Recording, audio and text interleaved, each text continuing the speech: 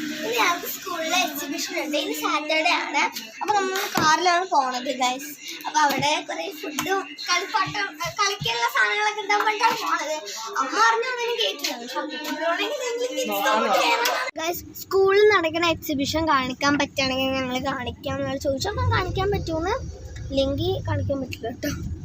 Hi friends, അപ്പോൾ നമ്മൾ സ്കൂളിലെത്തിയിട്ടുണ്ട് കേട്ടോ. അതാണ് നമ്മുടെ സ്കൂളിൽ സെൻറ്റ് പോൾസ് ഇൻ്റർനാഷണൽ സ്കൂൾ. അപ്പോൾ എൻ്റെ ക്ലാസ്സിൽ കുറേ കുട്ടികൾക്ക് ചേർന്നിട്ടുണ്ടായിരുന്നു. എനിക്ക് വിചാരം ആരും ചേർന്നിട്ടുണ്ടായിരുന്നില്ല എന്നാൽ കേട്ടോ. ഞാൻ ഒന്നും അറിഞ്ഞിട്ടില്ല.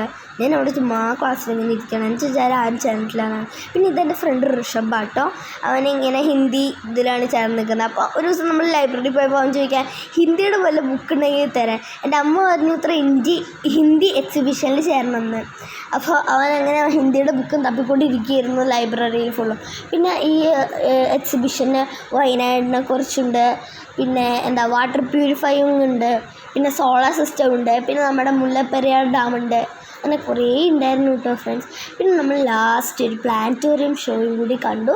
അതിൻ്റെ വീട് നമ്മൾ ഏറ്റവും ലാസ്റ്റായിട്ട് കൊടുക്കുന്നത്. പിന്നെ നമ്മൾ അടുത്ത് ചെന്നപ്പോൾ എല്ലാവരും എണീച്ചിന്ന് നമ്മൾ അവരെന്താ ഉണ്ടാക്കിയിരിക്കുന്നത് നമുക്ക് എക്സ്പ്ലോർ ചെയ്ത് തന്നു.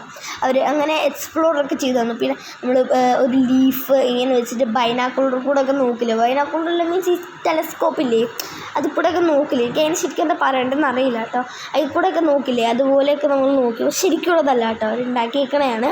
പിന്നെ അർപ്പിതേനെ കണ്ടു. അർപ്പിത അവൻ്റെ ഫ്രണ്ടാണ്. പിന്നെ അവളുടെ ബ്രദറിനെ കണ്ടു. എല്ലാവരെയും കണ്ടു നമ്മൾ. പിന്നെ നമ്മളെന്താ എക്സിബിഷനൊക്കെ എൻജോയ് ചെയ്തു നന്നായിട്ട്. അപ്പോൾ നിങ്ങൾ ഈ വീഡിയോ സ്കിപ്പ് ചെയ്യാതെ കാണണം.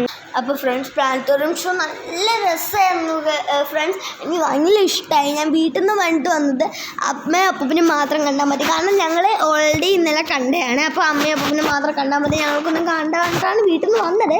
പക്ഷേ ഇവിടെ വന്നപ്പോൾ ഞങ്ങളുടെ സ്വഭാവം മാറി. ഞങ്ങൾ പറഞ്ഞു ഞങ്ങൾക്കും കാണണം, നിങ്ങൾ മാത്രം അകത്ത് പോയി ജീവിക്കേണ്ട. നമ്മളും പോയി. കാരണം എന്താ, അകത്ത് AC ഉണ്ട്. അതുകൊണ്ടാട്ടോ നമ്മൾ പോയത്. മാത്രമല്ല ഷോ നല്ല രസമുണ്ടായിരുന്നു. എനിക്ക് നല്ല ഇഷ്ടമായി. ശരിക്കും ഒരു 3D ഫീൽ ഉണ്ടായിരുന്നു. ശരിക്കും നമ്മൾ അതിൻ്റെ അകത്ത് തന്നെ ഇരിക്കുന്ന ഒരു ഫീൽ ഉണ്ടായിരുന്നു.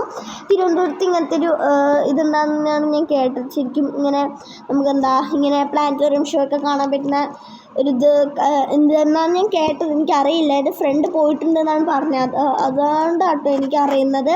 പിന്നെ കുറേ പിക്ചേഴ്സൊക്കെ വരച്ചിട്ട് ഉണ്ടായിരുന്നു. ഇതാട്ടോ നമ്മുടെ പ്ലാനറ്റോറിയം ഷോ.